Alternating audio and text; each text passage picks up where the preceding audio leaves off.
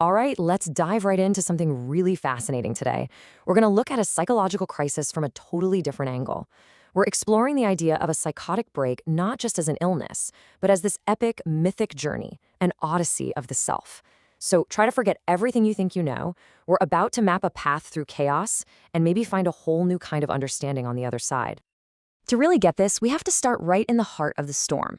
The source material describes the break as a moment where every single element becomes totalizing now. Now, what does that mean? It's not just feeling confused. Imagine a state where every sound, every passing car, every glance from a stranger becomes the absolute center of the entire universe. A universe that feels like it's conspiring directly against you. Reality just shatters and rebuilds itself around you second by second. So how does a journey like this even begin? Well, it starts with something the source calls a deriva. That's an Italian word that means to drift. And this isn't some nice, leisurely walk. It's a complete departure from the world you know. It's this aimless, chaotic wandering through a city that's suddenly become overwhelming. This is stage one. You're off the map. Completely. As this drift kicks in, the city you thought you knew just warps. It's not a collection of streets and buildings anymore. It becomes this grinding modernist machine. You feel, as the text says, massacred by the noise, the weight of everyone else's intentions, this relentless flood of stimuli. It's a state of absolute sensory overload, a dance of chaos where you are completely and utterly out of step. And this really gets to the heart of the crisis. It's not just about feeling overwhelmed. It's described as an ontological attack. That's a heavy phrase. But what it means is that the very foundations of your being, your ability to just exist and make sense of the world, are under assault. The world becomes a paranoid projection, and your own mind turns into a labyrinth with no exit. It's a state of total, all-consuming fear. But what if this chaos isn't the end of the story? What if it's actually the beginning of one? After this complete breakdown, a new idea starts to take shape. What if this crisis isn't just a random collapse, but a calling? And that brings us to the second stage of this incredible journey, the techno-shamanic ritual. You know, the source material points out that a lot of non-Eurocentric cultures see these kinds of breaks very differently, not as madness, but as the emergence of a shaman, a healer. So the question becomes, what does that kind of spiritual calling look like in our world today, a world totally saturated with technology? Could a psychological break actually be a spiritual awakening that's trying to happen in a digital age? And this is where we get this amazing core concept, techno-shamanism. It's defined as a kind of ritualistic fusion of the human spirit with the machine. It's about finding a spiritual connection not in an ancient forest, but in the synthetic forest of our cities. It's about seeing the sacred in electric currents, in the logic of binary codes, and maybe even in the system's errors, the glitches. This whole idea works by mapping the old world directly onto the new one we live in. So think about it like this.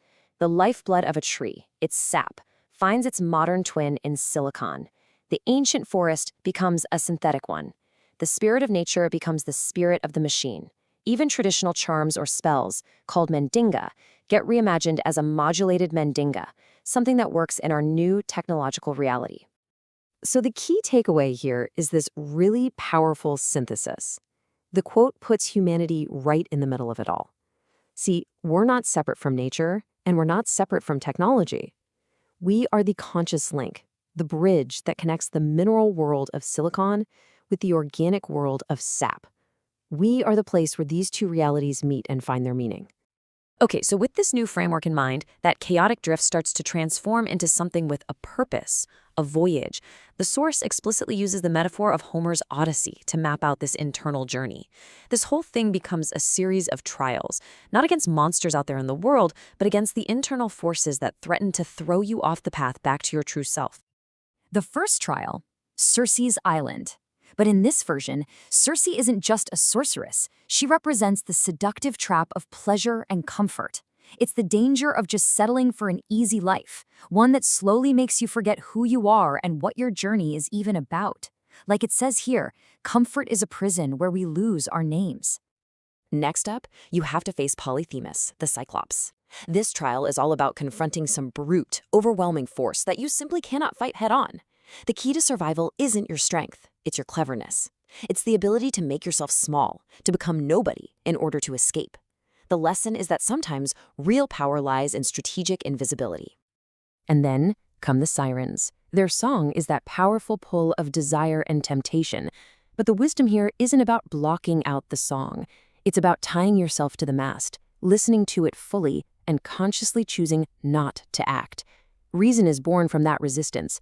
You save your destination, your home, by navigating the fire of your own desires without letting them burn you up. The climax of the whole journey is the descent into the underworld. This is the moment where you have to confront the dead, your past, your ancestry, your deepest roots. It's a moment of sacrifice, of letting go of old identities so you can truly understand where you come from. Because it's only in learning where we're really from that we can finally see the path to who we're meant to become. So after enduring all those trials and emerging from the underworld, the final act of the journey begins, the return. But as we're about to see, the very idea of home is about to get turned completely on its head. It's not a simple destination on a map anymore. And this is where you have this huge realization. You can't go home again. The person who left on this journey is not the same person who comes back. You have been fundamentally changed by the Odyssey.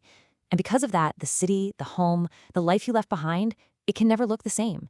In a way, it never really existed the way you remembered it. So what are the big truths we're supposed to take away from this entire journey? Well, we learned that every departure already has the promise of its own return baked into it. That every sacrifice isn't a loss, but it's the seed of what we're going to become. That real reason is born from the conscious choice not to act on every impulse.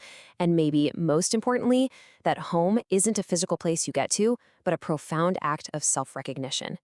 And that leaves us with one final, kind of beautiful thought to chew on. The journey doesn't end when you reach a destination. It ends when you can finally look in the mirror.